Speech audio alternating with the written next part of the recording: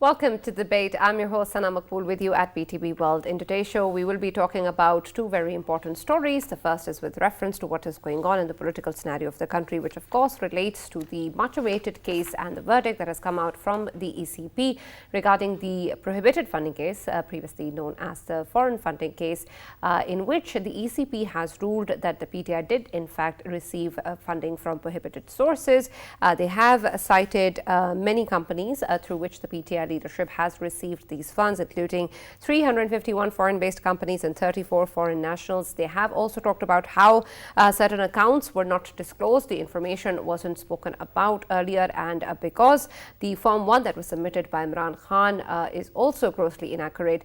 Of course, the challenging narrative over here is whether or not there has been honesty towards from the PTI towards the ECP, and of course the declaration of account, something that the PTI still continues to deny. And then of course regarding what is now the future course of action or the future consequence for such a party and what's going to happen. Of course, the PTI said it's going to challenge this verdict. It's going to file two petitions, one with reference to the contempt of court in relation to the ECP not deciding the case of PMLN's and PPP's funding as well simultaneously as ordered by the Supreme Court, and then of course the challenging of the verdict in itself by the ECP, citing that there are many discrepancies and there is no issue of prohibited funding. Of course, that remains to be seen, and whether or not we're going to be seeing, of course, these legal challenges in the future is still under question. But the matter of fact at the moment is regarding the ECP's verdict and the future course of action and its impact on the PTI. That, of course, remains to be seen. This is something that the PTM has been talking about.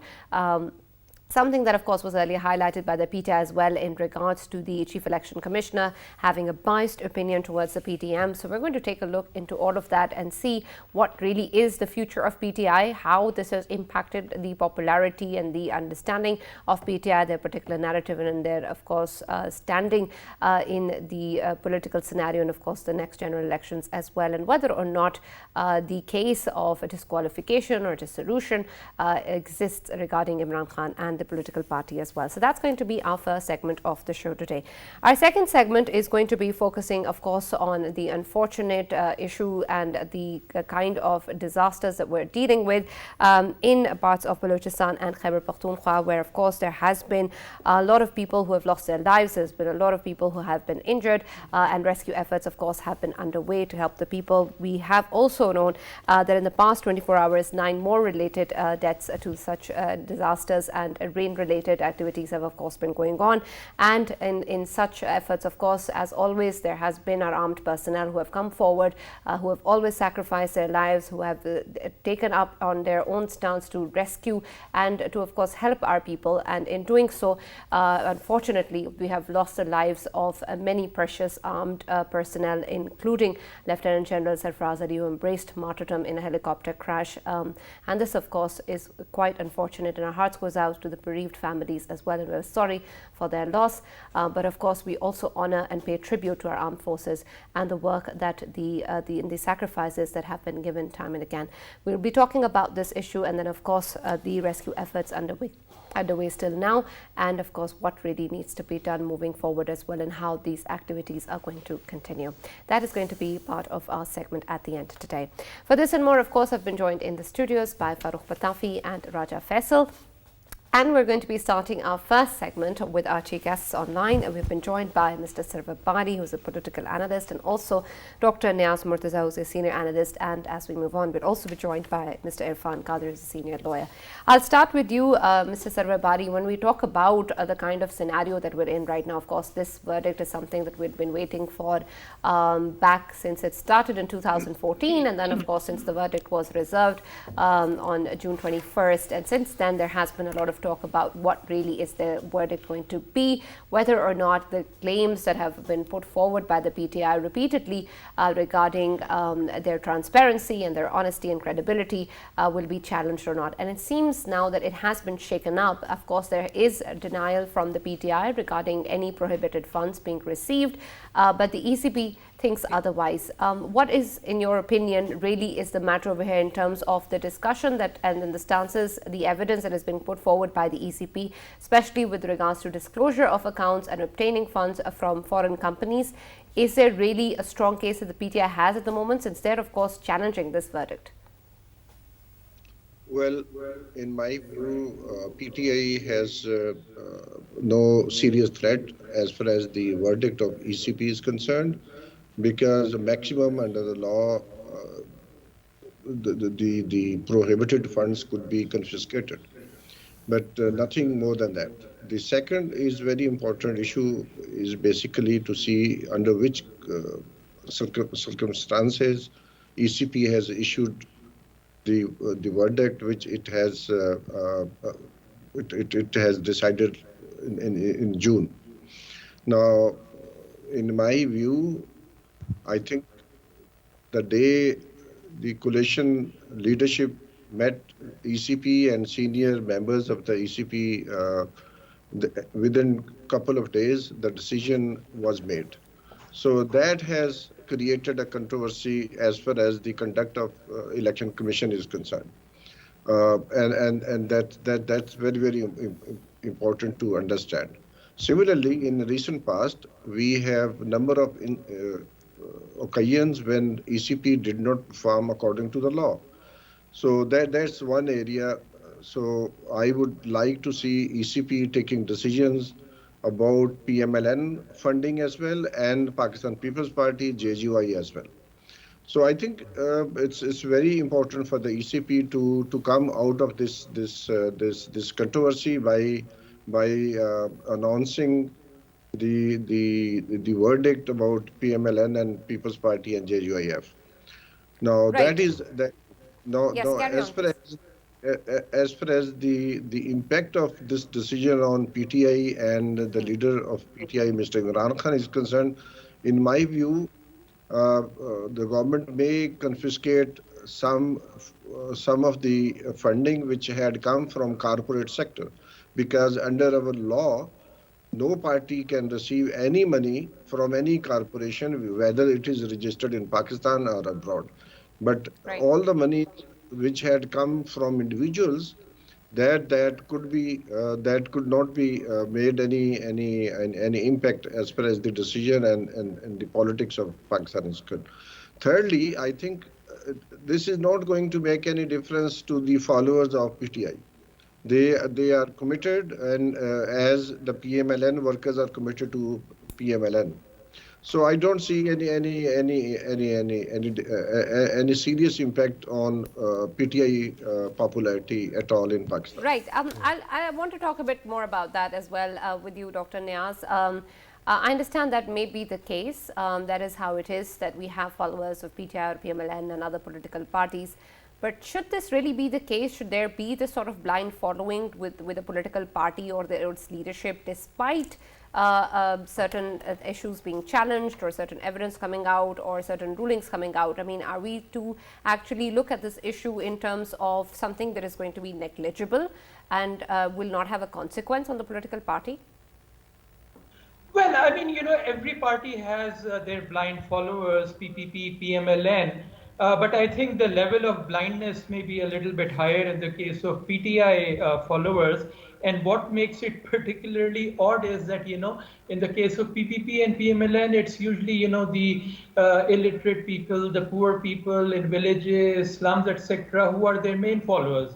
In the case of PTI, it's Pakistan's most educated people who behave in the same blind manner. You try to talk sense with them, logic, rationality, evidence, nothing, really appeals to them. So to that extent, it's true. It's not going to make any difference to those hardcore followers. But then, there are people who are sitting on the margins who were genuinely, looking for a party that's honest, that's transparent, and they were genuinely motivated by those values. I think it will make a lot of difference to those people sitting on the fence. Then the other thing is that, it will take the wind out of the sail of PTI. Right now, day in, day out, with so much gusto, it can talk against other parties, brand them as traitors, as linked to other parties. Now it will have this idea, in the back of its mind that if it does that, there will be an answer ready from the other side making the same charges with evidence from an official authority about PTI itself. It's not the first time that these things have come out about PTI in the newspapers. You see a lot of that. But from an official authority with volumes and volumes of evidence, so definitely it's going to make some difference to what happens. But then it also depends on how well PPP and PMLN are able to exploit it to their Right, favor. absolutely. Faisal, let me just introduce in the show Mr. Irfan Kadir as well, who's a senior lawyer who has joined us online. Thank you very much, Mr. Irfan. Can you hear me? Mr. Irfan, are you with us? I think we lost it. Yeah. I think we may have lost the line, Faisal. Yeah. It's your lucky day. Yeah, it is indeed. Dr. Niaz, can we say that the timing of this decision, it is key when it comes to obviously the followers of PTI digesting it very easily, and nobody is raising any questions. If the same decision would have brought forward, I mean, let's say last year or a couple of years ago, then it would had more impact on decision making of the voters and on obviously the shaping up the narratives for the PDM. 6 months earlier, it would have been, the PTI in government, and it was very unpopular at that time because it was incumbent rulers, and with all the inflation and unemployment, it would have hurt more. Now it's out of the saddle, and PMLN is in power, and then the huge inflation that has taken place since April, although it's connected to many of the policies of PTI itself too. So obviously it would have hurt more. But then, the thing is, it does damage the PTI narrative itself. Now the newspapers are going to talk more about this than, the silly US conspiracy theory that PTI tries to, peddle. So obviously the attention is going to get divided. So I won't say that it will not have any impact. Obviously, there'll still be some impact.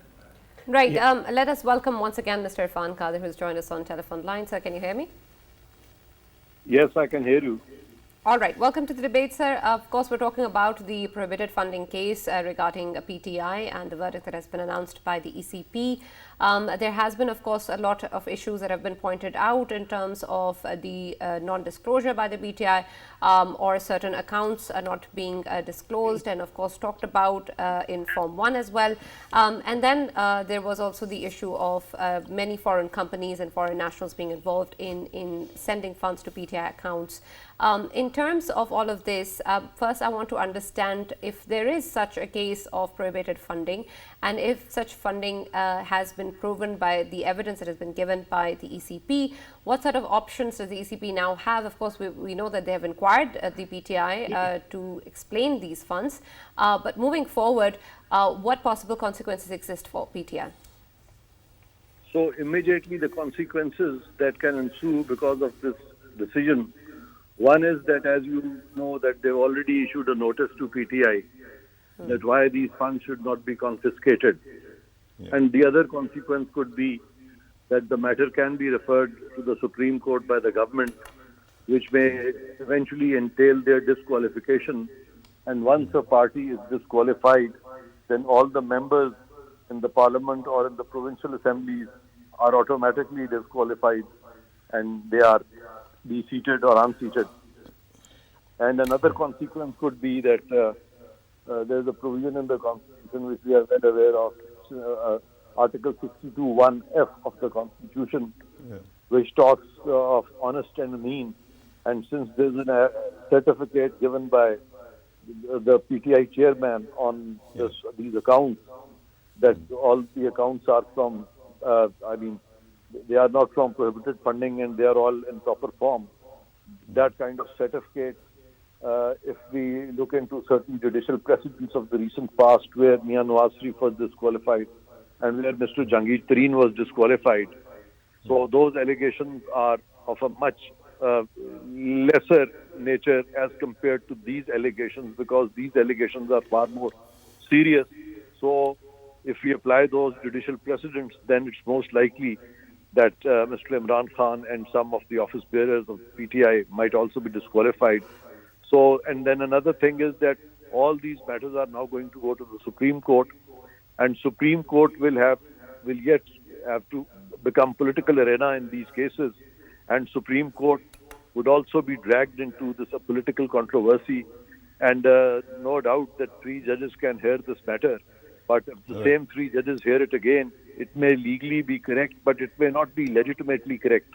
And the legitimacy of any decision that they render, if the same like-minded judges continue to hear the case, that would also not augur well for the independence of judiciary. Absolutely.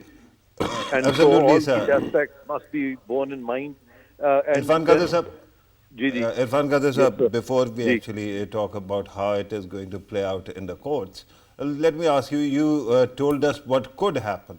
You are a pretty experienced man. You have been a professional for quite some time. What, in your estimation, is the likely trajectory, apart from going to the Supreme Court? What will be the consequences, in your view, in coming days, whether the party can be banned or whether it will basically pivot around the disqualification of Imran Khan Sahib? As I have just said, that the consequences of this political tug of war or turmoil, as far as our economy is concerned, are definitely going to be very negative. And I would say that it would have been much better that when no confidence was tabled, PTI should not have restrained or in any way hampered the voting on the vote of no confidence, and the results of vote of no confidence they should have accepted with sportsman spirit, and they could have been a part of the opposition, and then all the lawmaking that was needed, in which the parliament could be made supreme in real sense, all that lawmaking, they could have put the lawmaking in place, and at the same time the overreach that we have come across in the recent past by the judiciary in the parliamentary domain, that should have been checked, and the parliament need to have been strengthened, but all that has not happened.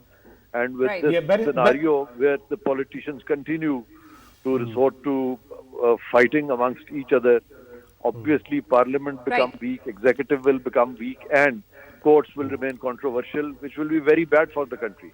Exactly. Barrister Qadir, can we say that this can be a good bargain chip to bring PTI on the table as well, to obviously achieve some sort of political consensus for future? Absolutely. I think if PTI is advised correctly and Mr. Imran Khan is advised correctly, he must move towards reconciliation, and all the political parties should enter into this reconciliationary mode. And in fact, the Prime Minister of Pakistan, the moment he took over, Mian Shehbaz Sharif, he immediately said that there should be a national dialogue. And now is the time for that national reconciliation, which is of immense need at the moment. Otherwise, we will be seeing a lot of an earthquake of a Richter scale, 8.5 perhaps. We must avoid happening of such the taking place of such an earthquake. Right. Irfan Saab, please stay on the line with us, and we'll continue to have you and speak to you regarding this issue, of course, throughout the debate. But let me just go to Mr. Bari and speak to him about this particular issue as well. I understand the kind of political advantage or mileage certain political parties can gain out of this, or the way that this particular scenario can be utilized for future course of action by the PTI and other political parties as well. But even more so than just all of that, there's also this challenge that is continuing to exist regarding perhaps many institutions within our country, and now of course the credibility is also being challenged of the ECP. We have these fingers pointed at other institutions as well in the recent times. All of this may seem to be in a positive trajectory in terms of trying to hold everybody accountable for what they can do, but it seems very messy and chaotic at the moment as well, especially with the way that political parties seem to be making their moves and trying to figure out how to work through the scenario to their advantage. Do you really see all of this happening within our country in terms of the political scenario and the institutions, their roles, and the political games that are being played, so to speak, as a good thing happening? And sir, Sarwar Bari Saab, since earlier you were talking about the potential fallout of this verdict, I really want you to actually speak to this issue of false affidavit that might actually lead to disqualification as well. If you could comment on that, because that has been a subject of controversy in the past as well for other parties. Whether it is going to lead to yet another disqualification, or all political parties can learn something from it. I think we have gone back to 1950s decade, when state machinery would be used by certain politicians against the incumbent, and now I see the same game is being played by establishment. And some political parties who are already in power, they are trying their best to build pressure on state institutions. And now, after the 20 by-elections, everybody knows very well that PTI's popularity has gone up radically. Now, I think that the biggest challenge for the establishment and PDM parties, including Pakistan People's Party, is to primarily fight in political ground, not by using the state machinery. It will not work. It's not the 1950s. They can behave. Some politicians can behave the way Mumtaz Doltana, Feroz Khanun, Ayub Khodo would behave. This is complete because they did not have the popular following.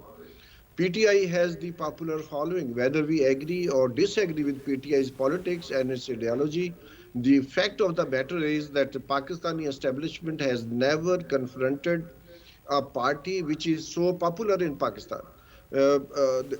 I remember very well, it reminds me 1977 when Bhutto was overthrown with the help of Pakistan National Alliance. And some of those parties are now part of the coalition government at present. They did not overthrow Bhutto just to hold another elections. So it was conspired that elections should not take place at all. Now the government is trying to not hold elections as early as possible, and the more they delay elections, the more economic crisis and social unrest will spread in Pakistan. So it's not issue of whether you can disqualify one party or one leader. If that leader is popular among people, that does not mean anything. We still I understand. Right. The verdict of Supreme Court when Bhutto was hacked.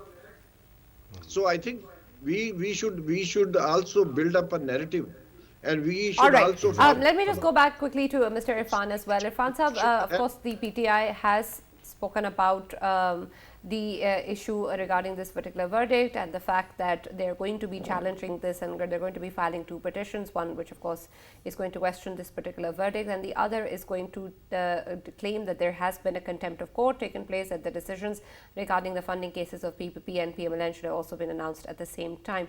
Did any contempt of court take place? Kindly repeat the question.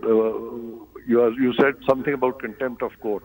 Yes. Irfan Saab, the PTI leadership has talked about how they're going to be filing two petitions, one challenging this verdict and the second regarding contempt of court, since the decisions of the funding cases of PPP and PMLN were supposed to be announced at the same time and they were not, so they're claiming it to be contempt of court. My question is, has there been any contempt of court? Absolutely not. And even if for the sake of argument we assume that there is some contempt of court, I may tell you today that there is no contempt law in Pakistan. And I have said this many times in the Supreme Court. And whenever I start arguing a case like this, that case is adjourned indefinitely. And I'll give you the history straight away. It's just a matter of 2 minutes. I'll explain it to you. That Contempt of Court Ordinance 2003 was promulgated in I think around in the earlier part of 2003, this ordinance was repealed and then another law came, and then there was another law in December of 2003. That was contempt of court ordinance around December, and that was also repealed. And then came the contempt of court ordinance 2004. That was also repealed by the Contempt of Court Act of 2012. How is it that 2003 ordinance today continues to be the law when successive ordinances were repealed by the Act of 2012? And this is Justice Chaudhary chose his own law because of a statement made by the then Attorney General, Mr. Makhdoom Ali Khan, his conceding statement. Laws are not made by the concessions given by the Attorneys General. So once we argue this, there is going to be no contempt. Simple as that. It's very simple, not complicated at all. Now coming to the other question, that the matter will again go to the Supreme Court, that I've already said, the matter will again go to the Supreme Court. And that is why I say that the entire accountability pyramid and the entire accountability process, we see that the judges are made accountable only by judges. The other establishment people are made accountable by their departments. But only the politicians and bureaucrats are being made, especially those who are chosen representatives of the people, they are being made accountable to those who are not elected. Whereas Article 2A of the Constitution says that the state shall exercise its authority through the chosen representatives of the people. It's a matter of concern, and it's high time that Parliament need to look into these aspects, because no matter how popular a government is, the laws are made in such a fashion that the most popular leader can be made to, can be subjugated to any of the, institutions which our country has, and that way we will never be able to ensure supremacy of the Parliament. So could you clarify one point? If I have surmised it correctly, you are saying that all the political parties should be trying to amend Article 60 to 63 so that no leader can be disqualified in this fashion? Yes, there have to be constitutional amendments. Then there need to be an accountability law in place with a consensus of all the stakeholders. And we need to reconstitute the judiciary also through a consensus in the Parliament, because if we look at how the judges were appointed from time to time, those appointments are also not in consonance with the true spirit of the Constitution and the law.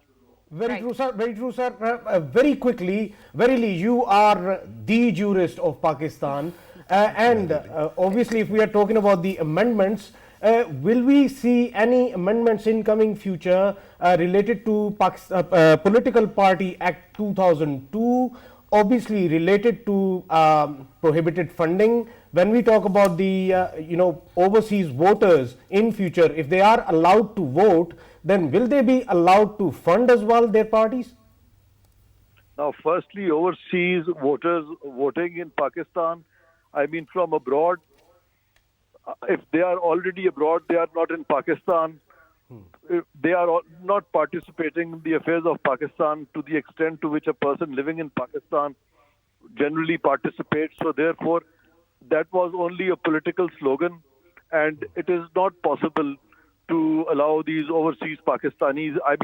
It will require mammoth expenditure to ensure this kind of voting, and this is not feasible at all. And this was the figment of PTI's imagination at that time, and I was then the Attorney General, and Justice Iftikhar Chaudhary wanted to implement this. And I told him, I said that we cannot make this happen because it's simply not possible. But nobody dared to tell the Chief Justice straight away. And so I had a meeting with the then Chief Election Commissioner, Mr. Fakhruddin Ji Ibrahim. He was a very nice, down-to-earth person. And I told him, I said, sir, you have a great standing. You are greatly respected because of your age and experience. So you must tell the Chief Justice point blank that this is something that we cannot do. It's not possible. Practically, we cannot do it. So he told me in Urdu, his own style, he used to say, he said, "Bhai, मेरी उम्र देखें आप, इन हालात में मैं एक और लड़ाई ले लूं, मुझ में ताकत ही नहीं रही अब, ये तो मैं इस तरह का पॉइंट तो आप उनके साथ आपको पता है कि कौन उनसे बात कर सकता है, तो मेरी आपसे यही गुजारिश है भाई कि आप ये बेटर चीफ जस्टिस साहब से टेक अप करें or we try to appease the Chief Justice and tell him that this is what Chief Justice tried his best, but nothing could be done because on the ground it was not possible. So that is something which we need to, for the time being, discard. But it's just a popular sort of a sentiment which they try to play upon various political parties. So I think they should not be moving in that direction, because I'll give you one example, that the highest number of Pakistanis that are to vote, they live either in the United Kingdom or in Saudi Arabia. In Saudi Arabia, for example, where there's a royal family monarchy, there is no election. Imagine Pakistanis thronged in various lines voting in a country like Saudi Arabia. So it is not possible at all for overseas Pakistanis to be voting, especially in places where their numbers are large. Yes. Let me quickly go to Dr. Niaz Murtaza as well, who has been very patient. Thank you, Dr. Niaz. When we talk about these issues, of course, there has been talk from the PTI even before this verdict regarding the Chief Election Commissioner, and there have been protests planned in the coming days as well. There is the claim that have been made by the PTI that there is a biasness that exists towards the PDM, towards the PMLN, and that perhaps the kind of credibility and objectivity that we want to see from the Chief Election Commissioner is not there. This is what the PTI claims. But when we talk about these things and this matter of removing certain personnel, we've been hearing this in the past with different institutions as well. And there's always talk about a certain individual being pointed as being the problem of the institution, or where everything wrong accumulates into. So when we take a look at such stances, and then now that the verdict has come out, what do you think is going to be the impact that the ECP and particularly the CAC is going to take upon himself in the aftermath of this? And then when can we move on from blaming individuals to also looking into how the institutions perhaps need to step up more? Well, obviously, PTI has its complaints with the CEC, but then, PTI also specializes in making false accusations without any merit forever. You go back to 2014, all those lies about, 35 punctures and 4 halkas, they all turned out to be false. And now there is this falsehood about, there being a US conspiracy, which is also false and without any substance and evidence.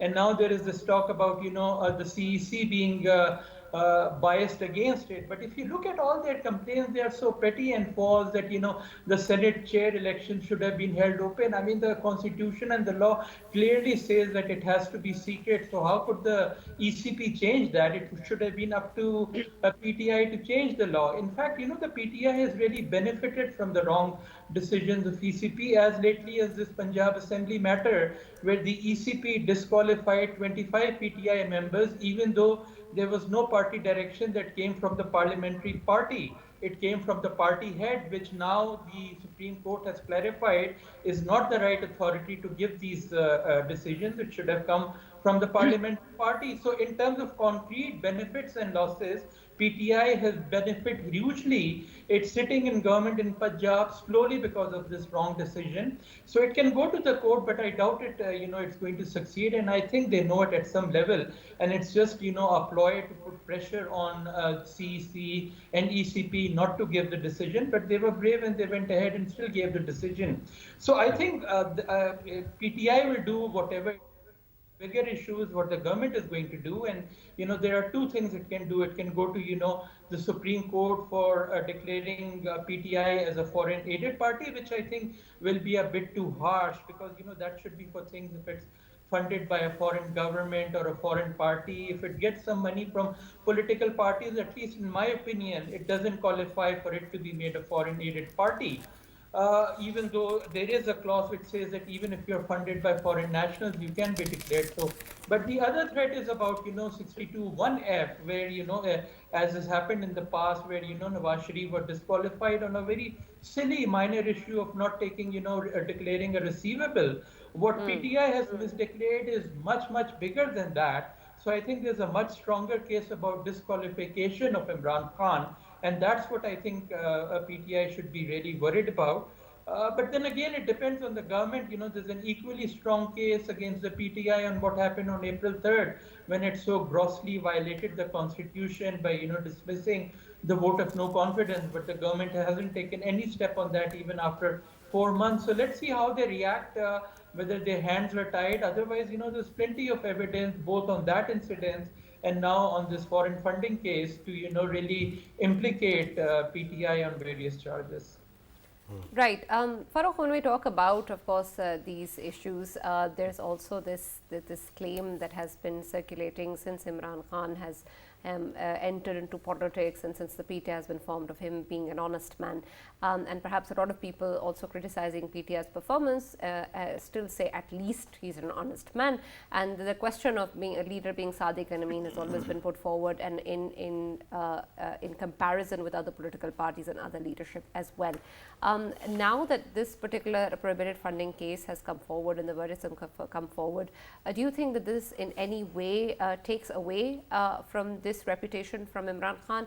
Of course, I understand the kind of talk that has been going forward and what Bari Saab earlier was saying, that it may not be impacted, but what do you think that whether or not this particular reputation or credibility of Khan Saab is at stake? Right. Sana, thank you very much for the opportunity. First of all, let me say that you have to remember who you are talking to, right? If I have spent my past 20 years talking against this clause of Sadiq and Amin, right? Am I going to just change my tune because now Imran Khan is in question, right? I shouldn't be. I think that this idea or this concept of or principle of exclusion of people is a bad one. It has never worked for Pakistan, right? Every time you try to ban people, to ban political parties, they came back with a lot of force. You try to ban NAP, National Awami Party. It reconstituted, became Awami National Party, and it is still around. Then Mian Nawaz Sharif was sent outside the country for 10 years. He came back and became the Prime Minister again, right? Similarly, if you want to actually exclude the current government, the leading party or the party that was in power only 3 months ago, you can, but eventually it will come back. These bans have never been there for long, right? This is number one. Number two, and this is just a request to our friends in PTI, this zero-sum mentality that everything is compromised, and if you question me, somehow you are compromised, is not a good idea. There can be genuinely honest people who disagree with you or who think that you are not up to scratch. This happens everywhere. My entire life has been spent with people who were very upstanding and very honest, but they couldn't even talk to each other, right? This is important to understand. Now, regarding what PTI is facing, I think a little bit of drama here. I think the die has been cast. I think the noose is in the neck right now. Okay. And these two things, somehow, because of the affidavit, it is absolutely true that if you want to disqualify Imran Khan, you can use this technicality to disqualify him.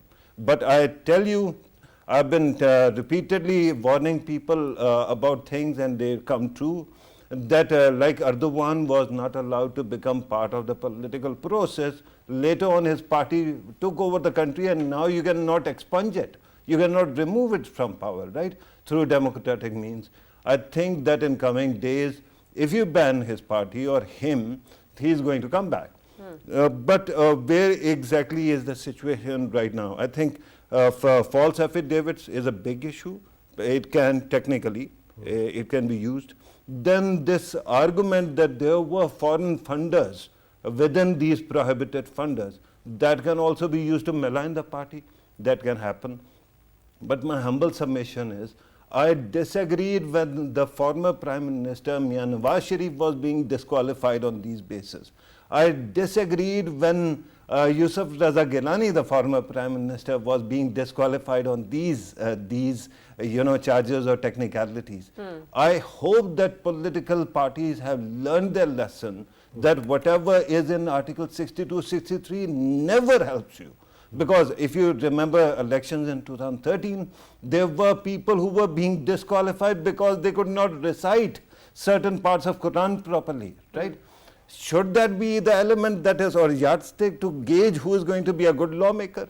I mean, I'm baffled by this. 75 years and we keep on moving in the circles, and then it is a downward spiral. If you want to improve, I think Irfan Qadar Sahab said very good thing, that there is a huge agenda that needs fixing. You need laws which actually qualify things, right from contempt of court to qualification or disqualification of lawmakers. But that can be done by the lawmakers themselves, rather than waiting for a third party. I mean, you are giving away the powers to another institution, first to Election Commission, then you are giving power to the honorable courts. Why shouldn't the people of Pakistan be judging us? Our leaders, they are the right people to actually command that authority. I think that's why I believe and I hope that in coming days there is not going to be bigger mess created because of these miscalculations. Right, and that of course is the hope. Mr. Bari, I'll take my last question from you. Of course, we have seen since the ouster of the previous Prime Minister, there has been this narrative that has helped or facilitated the popularity of the PTI regarding the foreign conspiracy, of course, and this entire issue. But we've seen that perhaps different political parties, including the PADM and the PMLN, did not really have that sort of a powerful narrative as the PTI did, and how its popularity grew. Do you think that this particular verdict gives them this advantage in terms of taking this narrative forward and gaining that political mileage off of it? Well, as I said earlier on, that I don't think so that it is going to make any big difference. But I would also like to say and remind to Irfan Qadar Sahab that the right to vote for overseas Pakistanis is very much part of Elections Act 2017, and similarly the use of EVM. Secondly, the Election Commission of Pakistan Strategic Plan 2019-2023 is very categorical that it would use EVM and let overseas Pakistanis to cast their vote while they are living abroad. So it's not an issue of it. Secondly, the Supreme Court has given orders to Election Commission that Election Commission must make arrangements for the conduct of elections for the overseas Pakistani, and ECP had done it. And the report which ECP had produced again promised that it would be piloted again and again so that people could understand EVM and I-voting system. Having said that, I think it's practical. More than 91 countries are using different technologies, basically to facilitate their citizens to vote from abroad. So that's one thing, and that is part of our legislation. Election Commission has never challenged that at all. Rather, Election Commission has failed to implement these two clauses of the Elections Act 2017. Regarding impact of this decision, there is no affidavit which was signed by Imran Khan. It is, in fact, he had certified the report of his auditors, and that does not make any impact as far as the disqualification of Imran Khan is concerned. Yeah, but Bari Sahab, Sadiq and Amin mantra, would it work in rural Punjab? As we know that PMLN, obviously, it has a very good momentum in rural Punjab. And if we talk about, obviously, JUIF, would it work there? Mantra. After 2 weeks, we may not be discussing this issue at all.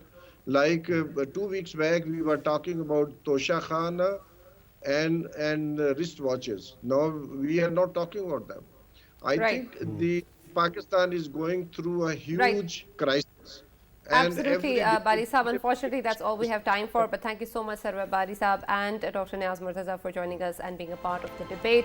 At the end, of course, we will still say and recognize again the kind of sacrifices that our armed personnel have continued to give in support of the people of Pakistan, and of course what is going on in parts of Balochistan and Khyber Pakhtunkhwa regarding the rain-related incidents in which a number of people have also lost their lives.